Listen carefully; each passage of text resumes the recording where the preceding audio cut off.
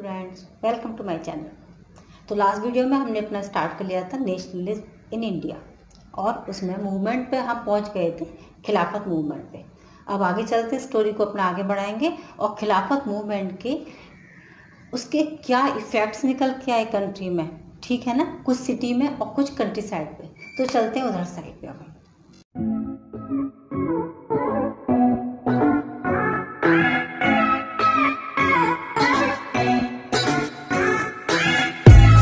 पता है कि खिलाफत मूवमेंट हमारा स्टार्ट हुआ था, नॉन कॉर्पोरेशन खिलाफत मूवमेंट आया था जनवरी 1921, ठीक है। अच्छा, अब बात यहाँ आती है कि इस मूवमेंट का इम्पैक्ट क्या क्या पड़ा। इम्पैक्ट मतलब जैसे मूवमेंट टाउन में भाई क्या क्या हुआ उसका, या फिर अगर हम चलते हैं कंट्री साइड पे तो कंट्री साइड में मूवमेंट से क्या क्या फ़र्क पड़े, समझ लीजिए क्या क्या इफ़ेक्ट्स आए। और फिर हम स्वराज्य प्लांटेशन की भी बात करेंगे। अब सबसे पहले हम आते हैं कि मूवमेंट इन टाउन में उसका क्या असर पड़ा, कस्बों पे मतलब शहरों में, समझ लीजिए, ठीक है। तो यहाँ पर क्या हुआ कि बहुत सारे जो मिडिल क्लास के लोग थे उन लोगों ने इस मूवमेंट में बढ़ चढ़ के हिस्सा लिया। क्या क्या किया गया था, हमने अपने लास्ट वीडियो में आपको कुछ हिंट दिए थे। क्या क्या किया गया था, जो भी अवार्ड्स जो गवर्नमेंट में ब्रिटिश गवर्नमेंट ने लोगों को दिए थे उन अवार्ड्स को वापस कर दिया गया। स्कूल कॉलेजेस जो थे जिसमें बच्चे पढ़ते थे वहाँ से उनको हटा लिया गया। टीचर्स ने अपनी जॉब छोड़ दी, लॉयर्स ने अपने प्रैक्टिसेस छोड़ दी, ठीक है। और जितनी भी तरीके के जो क्लॉथ्स यूज़ करते थे ब्रिटिशर्स के बनाए हुए जो इंपोर्ट होकर के आते थे हमारे यहाँ, उन सब का बायकॉट कर दिया गया। बोन फायर किया गया था। बोन फायर माने इकट्ठी चीज़ों को एक जगह रख करके और उन पर उनको आग लगा दी गई थी। पूरी तरीके से जो विदेशी वस्तुएं थी उनका बहिष्कार किया गया था। और क्या कहा गया था, स्वराज अपनाएंगे। बहुत तेजी के साथ मूवमेंट फैला था और उतनी ही तेजी के साथ इसको सक्सेस भी मिलती चली जा रही थी। यही लिखा हुआ है हमने, participation of the urban middle class, school colleges course foreign clothes बायकॉटेड, picking of the liquid clothes जो शराब की दुकानें थी वो पूरी तरीके से हटा दी गई थी। Head masters and teacher resign and lawyer give up their legal practices, right. और बताएं, एक्सेप्ट मद्रास, सिर्फ मद्रास को छोड़ करके जहाँ पर ये एक जस्टिस पार्टी थी उन लोगों ने नहीं इस बात को माना। उन्होंने एक्चुअली वो क्या था, एक नॉन ब्राह्मणास की एक पार्टी थी और उस टाइम पे ब्राह्मणों को बहुत ज़्यादा मतलब आगे बढ़ाया जाता। तो उन्होंने कहा कि अगर हम इस टाइम पे और इसको ना माने मूवमेंट को तो हम ब्रिटिशर्स की नज़र में काफ़ी अच्छे हो सकते हैं। तो जो उनको जो ब्राह्मणास को जो राइट्स मिले हुए हैं वो शायद हमें मिल जाए। तो ऐसे बहुत सारे लोग थे। ऐसा नहीं था कि ना भाई मूवमेंट में सारे लोगों ने महात्मा गांधी का साथ दिया, कुछ लोगों ने उनका साथ दिया और कुछ लोगों ने क्या किया, कुछ लोगों ने अंग्रेजों का साथ दिया, ठीक है। तो इसने इस जस्टिस पार्टी जो मद्रास में थी इसने इस मूवमेंट को साथ नहीं दिया। Import of foreign clothes reduce to half, जिन क्लॉथ्स का जो प्रोडक्शन यानी कि जो हम इम्पोर्ट करते थे फॉरेन गुड्स का वो तकरीबन कितना रह गया, जस्ट हाफ हो गया था। क्यों? क्योंकि फॉरेन गुड्स को यूज़ करना लोगों ने बंद कर दिया था, उनका पूरी तरीके से बहिष्कार किया गया था। तो जो इम्पोर्ट था वो तकरीबन कैसा हो गया था, आधा हो गया था। जब उधर से आधा हो गया तो बढ़ेगा किसका, इसका मतलब जो इंडियन जो टेक्सटाइल्स था, जो खादी था, जो कॉटन की इंडस्ट्रीज थी वो यहाँ पर बहुत तेज़ी के साथ बढ़ने लगी। Production of Indian textile mills went up, ठीक है, बढ़ गया, सब कुछ अच्छा हो गया। लेकिन प्रॉब्लम कहाँ आई? प्रॉब्लम आई क्योंकि जो खादी थी और जो हाथ से बने हुए जो सामान होते हैं, है ना, जो हाथ से बने सामान होते थे वो उन सामानों के कंपैरिजन में बहुत महंगे थे। और लोग थोड़े टाइम तो लोगों ने सब ठीक है चलो हम खादी पहन लेंगे, लेकिन एक लॉन्ग टाइम के लिए वो लोग उसे नहीं सह पाए, है ना। और धीरे धीरे खादी क्योंकि महंगी थी, है ना, और धीरे धीरे ये मूवमेंट अब लोगों को अच्छा नहीं लगता था क्योंकि अब पैसे नहीं थे, नौकरी लोग छोड़ करके आ गए थे, तो अब नौकरी भी नहीं थी तो खर्चे पूरे कैसे हों। समय बीता और बदलते समय के साथ लोगों ने समझौता किया और वापस अपनी जॉब पर जाना स्टार्ट कर दिया। लोगों ने वापस अपनी जॉब को ले लिया, लोगों ने वापस उन्हीं कपड़ों को पहनना जो विदेशी कपड़े थे जिनकी उन्होंने यहाँ पर आग जलाई थी, उन्हें वापस उन्होंने पहनना शुरू कर दिया। क्यों?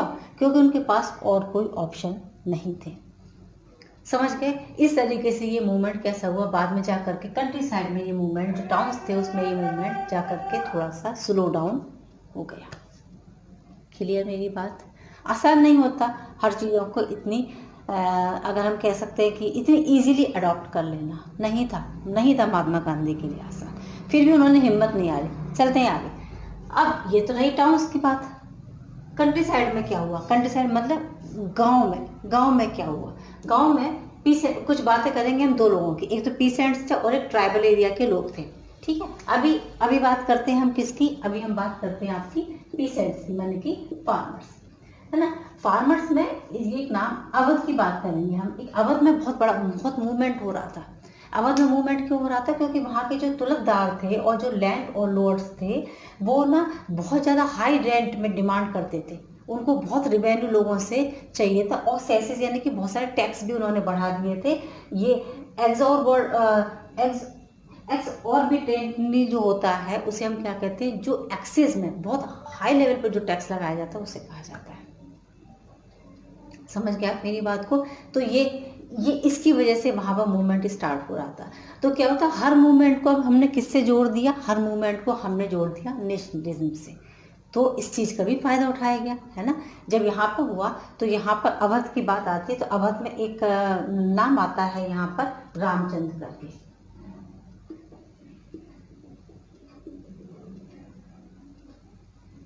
वो कौन थे? वो फीसी थे, ठीक है। फीसी क्या कह सकते हैं, एक जैसे आइलैंड होते हैं, आइलैंड था। वहाँ पर जो लोग आप करते थे, ये इंडेंजर्ड हो चुके थे पूरी तरीके से, डेथ्स में पूरी तरीके से फंस चुके थे। तो ये इंडिया आ गए थे और यहाँ पर इन्होंने अवध में आकर के और पीसेंट्स के लिए काम करना यहाँ पर स्टार्ट कर दिया था, ठीक है। अवध की पीसेंट्स की प्रॉब्लम क्या थी? Peasants are forced to do begar. Peasant से कहा जाता था बेगार के लिए काम करो। बेगार मतलब क्या होता है कि उनको कोई सैलरी नहीं देंगे हम, बस काम करो, करे जाओ, काम करे जाओ। क्यों? क्योंकि ना आपने लोन नहीं दिया था, आपने ना टैक्स पेड नहीं किया, आपने रिवेन्यू पेड नहीं किया, आपने लगान नहीं दिया, बस आप काम करे जाओ, कोई पेमेंट नहीं मिलेगा। और क्या होता था? Tenants have no security of tenure. Tenants के पास कोई टेन्योर की सिक्योरिटी भी नहीं थी कि जो काम वो कर रहे हैं कितने टाइम पीरियड के लिए उनके पास सिक्योरिटी है कि वो काम करेंगे ही करेंगे। कोई सिक्योरिटी नहीं थी। ना ही वो जो जमीन जिस पर वो काम कर रहे थे उसके राइट्स उनके पास थे। तो कुछ भी नहीं था उन लोगों के पास, इसलिए वो मूवमेंट वहाँ पे स्टार्ट हो रहा था।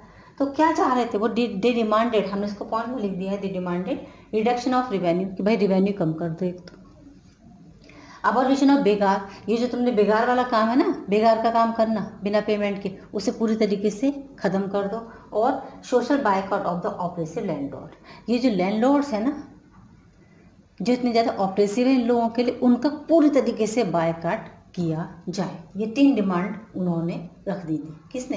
अवध के पीसेंट्स ने। इसलिए वहाँ पर ये मूवमेंट फैला। मूवमेंट बहुत तेजी के साथ फैला। जवाहरलाल नेहरू भी गए थे वहाँ पे उनकी बात करने के लिए पीसेंट्स से, और उनसे उनकी प्रॉब्लम को देखने के लिए, उनसे उनकी प्रॉब्लम से रिलेटेड अपनी बातों को कहने के लिए वो वहाँ पे भी गए, ठीक है। बातें हुई, उनको समझ में आ गया कि ये मूवमेंट हम अपने इस मूवमेंट से मिला देते हैं, मूवमेंट और ज़्यादा बड़ा हो जाएगा। तो फिर यहाँ पर इसको सफलता मिलना, शायद यहाँ पर बहुत हद तक हम इसको अचीव कर सकेंगे। और वाकई में वो सफल हुआ। क्या हुआ अब इसके बाद? नए धोबी बंद पर ऑर्गेनाइज, नए धोबी ये बंद बनाए गए थे, है ना। इसमें क्या होता था, जितने भी अगर हम कह सकते हैं बार बार उन तक के कामों को यहाँ पर सेट कर दिया गया था कि भाई आप इतना काम करेंगे, आप इतना काम करेंगे, आप इतना काम करेंगे। इसे क्या कहते हैं? नई धोबी वंश कहते हैं। और ओध किसान सभा भी बनी। ओध किसान सभा तो ऐसी बनी कि उसकी करीबन 300 ब्रांचेस उसके आसपास जितने भी विलेजेस थे उसमें सेट हो गई थी। अब इतनी मतलब वाइडर लेवल पर ये फैल गया था, क्योंकि प्रॉब्लम तो सब जगह थी, बस एक निकलने भर की देर होती है, किसी को कहने भर की देर होती है कि हाँ ये प्रॉब्लम हमको यहाँ पर आ रही है। आप कहेंगे नहीं तो प्रॉब्लम किसी को समझ में आएगी नहीं।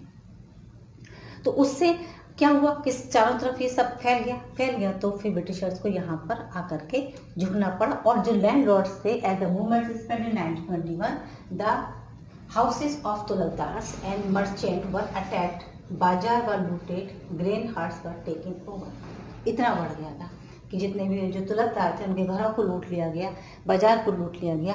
और क्या हुआ, जो ग्रेनरी यानी कि जो ग्रेन्स उन्होंने इकट्ठे कर करके रख रखे थे, अपने अनाजों को इकट्ठा करके रखा था, उसको लूट लिया गया। वो लोग उसको वापस उठा के वहाँ से ले गए। उसके बाद जब मूवमेंट बहुत ज़्यादा फैल गया, तब गांधी जी ने डिक्लेयर कर दिया that no tax to be paid, कोई भी टैक्स अब पेड नहीं किया जाएगा, and land was to be redistributed among the poor, और जो लैंड है उसको इन पुअर्स के बीच में रीडिस्ट्रीब्यूट किया जाएगा। समझ गए? इस तरीके से अगर हम यहाँ देखें तो ये मूवमेंट बहुत ज़्यादा यहाँ पर सक्सेसफुल रहा अवध के लोगों के लिए। समझ गए? प्रॉब्लम बहुत थी लेकिन सोल्यूशन भी निकल रहे थे धीरे धीरे।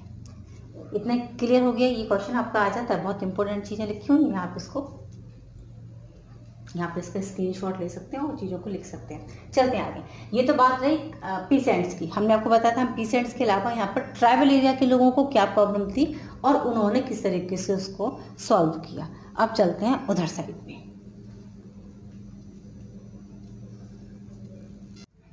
स्टार्ट करते हैं ट्राइबल पीपल से। अब ट्राइबल एरिया में क्या हुआ, देखो चलते हैं। सबसे पहले तो इसमें ये नाम आएगा आपका, इसका क्वेश्चन भी आता है, गुडम हिल्स आंध्र प्रदेश में, और ये गुरिल्ला वॉरफेयर, ये था क्या? देखो यहाँ ये ट्राइबल एरिया के लोग थे, है ना। ट्राइबल एरिया के लोग या हिल पे रहते थे जो आंध्र प्रदेश में थी, ये गुडम हिल्स पे यहाँ रहते थे। तो यहाँ पर कॉलोनियल जो हमारी गवर्नमेंट यानी कि जो ब्रिटिशर्स गवर्नमेंट थी, उन्होंने एक लॉ पास कर दिया कि उन लोगों को फॉरेस्ट में के एक एरिया में जाने से रोक दिया गया, है ना। उनको वहाँ जाने से रोक दिया गया। रोकने का रिजल्ट ये निकला कि वो लोग जो वहाँ पर ग्रेजिंग कराने जाते थे या फिर वहाँ पे लकड़ियाँ काटने के लिए जाते थे, या फिर वो समझ लीजिए वो डिपेंड ही उसी फॉरेस्ट पे थे, तो उनकी वो पूरी तरीके से जो लिवलीहुड था वो पूरी तरीके से उनसे छिन गया। सबसे बड़ी प्रॉब्लम तो स्वराज का यहाँ मीनिंग ही चेंज हो गया। वो स्वराज इसे कहते थे कि भाई उनकी जो छीनी हुई चीज़ है वो उनको वापस मिल जाए। क्या चीज़? वो फॉरेस्ट। ठीक है, तो इसलिए इन लोगों ने यहाँ पे क्या किया, मूवमेंट किया। इसे लैड किसने किया था? इसको लैड किया था अलूरी सीताराम राजू ने।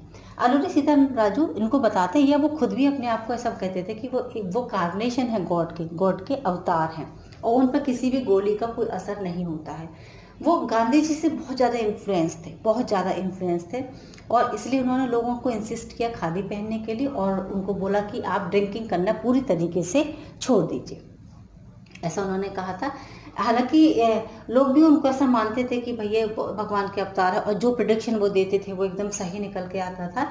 ऐसा उन्होंने लोगों का इसमें बहुत साथ दिया। लेकिन जब लोगों ने इस मूवमेंट को स्टार्ट किया और उन्होंने वहाँ से वो जैसे हमने यहाँ पे लिखा है, एक बार पॉइंट यहाँ पे आपको पढ़ के सुना दें भाई पहले। Led by Alluri Sitaram Raju, idea of Swaraj, यानी कि इस बिल्कुल डिफरेंट वे में उनका आइडिया आया था यहाँ पे इन लोगों का। और क्या हुआ था, early 1920 militant guerrilla warfare begin in Gudem hills of Andhra Pradesh. ये स्टार्ट हुआ था। Colonial government had closed large forest area, then hill people revolted for their traditional rights and survival. भाई लोगों को खाने के लिए या फिर ट्रेडिशनल राइट था, वो जाते थे उसी फॉरेस्ट में, हमेशा से गए अपने जानवरों को चराने के लिए या फिर फायरवुड्स को इकट्ठा करने के लिए, फ्रूट्स लेने के लिए, वो जीते ही उसी पे थे। तो उसके लिए Raju the leader of tribal much influence by Gandhi ji. ठीक है, इसलिए गुडम रिबेल्स ने अटैक किया पुलिस स्टेशन पर and attempt to kill the British officials. British officials को मारने की कोशिश की, स्टेशंस पर इन लोगों ने अटैक कर दिया, लेकिन लास्ट में राजू पकड़े गए और उनको मार भी दिया गया। समझ गए? लेकिन स्वराज का यहाँ पर मीनिंग निकल करके आ गया कि भाई स्वराज डिफरेंट वे में आया है यहाँ निकल करके, तो वो इसलिए यहाँ पर क्या कहा गया, इसको डिफरेंट वे में स्वराज का मीनिंग आ गया। ठीक है, ये थी बात किसकी? ये थी बात ट्राइबल एरिया की। अच्छा, अब चलते हैं बात स्वराज प्लांटेशन। प्लांटेशन में स्वराज का क्या मतलब आया भाई? प्लांटेशन में क्या हुआ, पहले स्टोरी बता दें फिर आपको इसके पॉइंट बता देंगे। प्लांटेशन में क्या हुआ, असम में थे जो टी गार्डन होता है ना, टी गार्डन में जो वर्कर्स काम करते थे, उनको ना जैसे ना एक मजदूर होते ना, बांध दिया जाता है एक जगह पे, उनको ऐसा कर दिया गया था कि वो वहां से कहीं निकल के जा नहीं सकते थे बिल्कुल। बिना परमिशन और परमिशन मिलती नहीं थी कि वो अपने गांव में जा सके या गांव से वो कोई लिंक कर सके। बस उनका काम था वहाँ पे काम करो, काम के बदले में आपको जो पैसे मिलेंगे उससे अपना काम करो, अपना गुजारा चलाओ, लेकिन आपको वहाँ उस एरिया से आपको बाहर नहीं निकलना है। तो उनके लिए स्वराज का क्या मतलब हो गया? उनके लिए स्वराज का मतलब हो गया कि उनको अपने गाँव जाने की परमिशन मिले, वहाँ से लिंक रखने की परमिशन मिल जाए। तो यहाँ स्वराज का डिफरेंट डिफरेंट मीनिंग समझ आ रहा है। वही हुआ, Swaraj means for plantation worker in Assam is right to move freely in or out of confined space in which they are enclosed। ऐसे एरिया में जहाँ उनको बंद कर दिया गया उससे वो बाहर निकल सके, राइट। और चलते हैं, retaining the link with their village, उनका विलेज के साथ उनका जो लिंक था वो पूरी तरीके से रिटेन कर दिया गया था। इनलैंड, ये क्यों कर दिया गया था? गवर्नमेंट का एक एक्ट पास हुआ था, इनलैंड एमिग्रेशन एक्ट आया था 1859 में। एमिग्रेशन, मिग्रेशन मतलब क्या होता है? रूरल से अर्बन एरिया में आना जाना। एमिग्रेशन मीन्स आप नहीं जा सकते। तो एक इन्होंने इनलैंड एमिग्रेशन एक्ट पास हो गया था 1859 में, इसलिए ब्रिटिशर्स उनको जाने के लिए मना कर दिया। उन्होंने कहा आप आ गए, अब आप यहीं रहो, यहीं काम करो, यहीं खाओ, ठीक है। तो many workers defined authorities and headed home, बहुत सारे वर्कर्स ने, है ना, यहाँ पर अथॉरिटीज नहीं मानी, उन्होंने अपनी जो भी उनको पावर दे के नहीं मानी, वहाँ से वो लोग भाग गए। बहुत सारे वर्कर्स वहाँ से निकल करके भागे, क्योंकि उनको लगा कि भाई गांधी जी उनको बचा लेंगे, भाई गांधी जी ने ये शुरू किया है तो ऐसा हो जाएगा। वर्कर्स वहाँ से भाग गए। भागने के बाद उन्हें कोई जगह नहीं मिली, ना तो उनको ट्रेन मिली जहाँ से वो अपने गांव पहुँच सकते थे, ना उन्हें और कोई सुविधाएं मिली जहाँ से वो अपना लिंक, या फिर उन्हें और कोई काम मिल जाता रास्ते में जहाँ वो कुछ काम करके अपना कुछ खा पी लेते। रिजल्ट क्या है निकल के? रिजल्ट ये आया निकल के, caught and brought back to plantations, उन्हें पकड़ लिया गया और वापस उन्हीं प्लांटेशन पर लेकर के आया गया। और जब अब भागे हुए एक लोग हैं और भागे हुए लोगों को अगर दोबारा से वहाँ पर किया जाता है तो brutal treatment will run away workers, जो भाग गए थे उनके साथ बहुत ज़्यादा अत्याचारी के साथ काम किया गया। लेकिन फिर भी लोगों के मन में ये आस कहीं ना कहीं थी कि गांधी जी आएंगे और उनको उनकी हेल्प करेंगे। तो इस तरीके से अगर हम देखें तो ये धीरे धीरे ये जो मूवमेंट था जो शुरू हुआ वहाँ से खिलाफत मूवमेंट से, और धीरे धीरे स्वराज में कन्वर्ट होते होते स्वराज का मीनिंग ही सारे में बदल गया। इसका मतलब हर जगह इंडिया के, अगर हम देखें इंडिया के हर जगह कुछ ना कुछ मूवमेंट स्वराज को लेकर के यहाँ पर होने लगे थे। आई थिंक आपको इतनी स्टोरी यहाँ तक क्लियर हो गई होगी, ठीक है। नेक्स्ट पार्ट के साथ नेक्स्ट वीडियो में फिर मिलेंगे आपके सिविल डिसओबीडियंट मूवमेंट्स बहुत सारे हुए थे, अभी तो हम बहुत छोटी जगह पहुँचे हैं, ठीक है। आगे देखते हैं और फिर धीरे धीरे हम पहुँच जाएंगे जहाँ पर हमें फ्रीडम मिली। ओके चिल्ड्रन, इसको रिवाइज करें, इसके नोट्स प्रिपेयर करें। नोट्स वैसे आपको मेरी ऑफिशियल वेबसाइट पे आपको मिल जाएंगे, डेफिनेटली मिल जाएंगे। फिर भी इससे रिलेटेड कोई क्वेरी हो तो आप मुझे बता सकते हैं। Okay children, then take care, good bye.